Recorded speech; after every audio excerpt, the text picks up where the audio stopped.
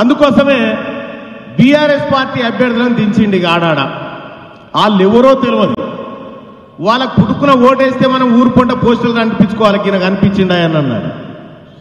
ఆ పరిస్థితికి వస్తుంది.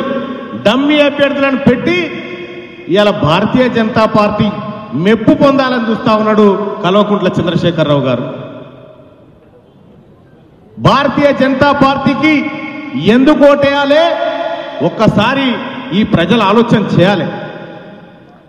ముఖ్యమంత్రి గారు రేవంత్ రెడ్డి గారు అనేక సార్లు భారతీయ జనతా పార్టీ బీఆర్ఎస్ కుట్రలను బయట పెడుతూనే ఉన్నాడు. నరేంద్ర మోడీ గారు మేనిఫెస్టోలో, బీజేపీ మేనిఫెస్టోలో ఒక మాట రాసి ఏమని, మరో 5 ఏళ్ల పాటు ఉచిత రేషన్ ఎంతమందికి ఇస్తారు సార్ అంటే, ఈ దేశంలో 80 కోట్ల మందికి ఇస్తాము అంటున్నాడు. అంటే 80 కోట్ల మంది పేదరికంలో ఉన్నట్టే కదా లెక్కలు. ఇంకా 5 ఏళ్ల పాటు వీళ్ళని పేదరికంలో ఉంచుతా అని చెప్తున్నట్టుగా. భారతదేశంలో మొన్ననే నేను ఒక స్పెషల్ వీడియో కూడా రిలీజ్ చేసిన. ప్రతి ఏడాది 2 కోట్ల ఉద్యోగాలు కల్పిస్తున్నటువంటి నరేంద్ర మోడీ గారు 50,000 ఉద్యోగాలు, ప్రభుత్వ ఉద్యోగాల కోత పెడితే నెక్స్ట్ ఫైనాన్షియల్ ఇయర్ లో మరో 50,000 ఉద్యోగాలు పోతా ఉన్నాయి. ఇది బిజినెస్ స్టాండర్డ్ న్యూస్ దినపత్రిక కథనం. ఇది ఉద్యోగ కల్పన లేదు, ఏం లేదు. ఇవాళ మాట్లాడుతా ఉన్నాడు ఎక్కడికి, ఔరంగజేబు దాకా పోయింది. ఇప్పుడు ఔరంగజేబు దాకా పోయి ఔరంగజేబుని ఎవరైనా చూసినామన్నాడు?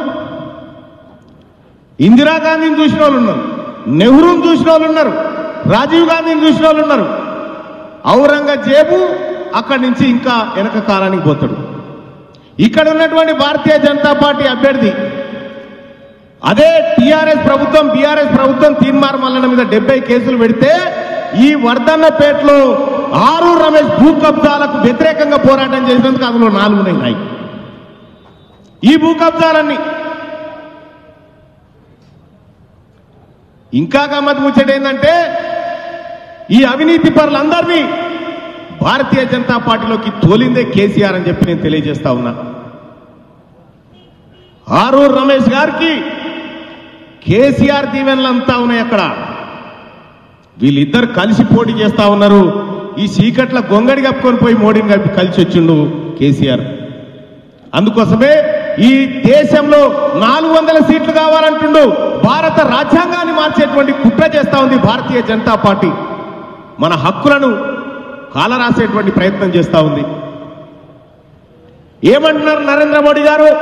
ముస్లింల రిజర్వేషన్లు లాక్కొని గుంజి రద్దు చేసి బీసీలకు ఇస్తా అని చెప్తా ఉన్నారు. బీసీలకు ఇప్పుడు ఉన్నటువంటి రిజర్వేషన్లు 27%, ముస్లింల దగ్గర నుంచి 4% గుంజి 31 చేస్తా అంటున్నాం. కానీ అదే కాంగ్రెస్ పార్టీకి ఓటేస్తే రేపు పొద్దుగాల కడియం శ్రీహరి గారి కూతురు కావ్యకి ఓటేసి గెలిపిస్తే భారతదేశంలో కాంగ్రెస్ పార్టీ ఇండియా కూటమి అధికారంలోకి వస్తే 50% ఉన్న బీసీలకు 50% రిజర్వేషన్ ఇస్తామని చెప్తా ఉంది కాంగ్రెస్ పార్టీ. నరేంద్ర మోడీ ఇచ్చే 31 కావన్నా రేపు పొద్దుగాల కాంగ్రెస్ పార్టీ అధికారంలోకి వచ్చిన తర్వాత ఇచ్చేటువంటి 50% కావన్నా. ఇవాళ ఎస్సీ ఎస్టీలకు కూడా రిజర్వేషన్లు పెంచే ఆలోచనతో ఎవరికి ఎంత వాటా ఉంటే జనాభాలో అంత భాగీదారి ఇస్తామని చెప్పి ఇవాళ కాంగ్రెస్ పార్టీ ప్రభుత్వం చెప్తా ఉంది.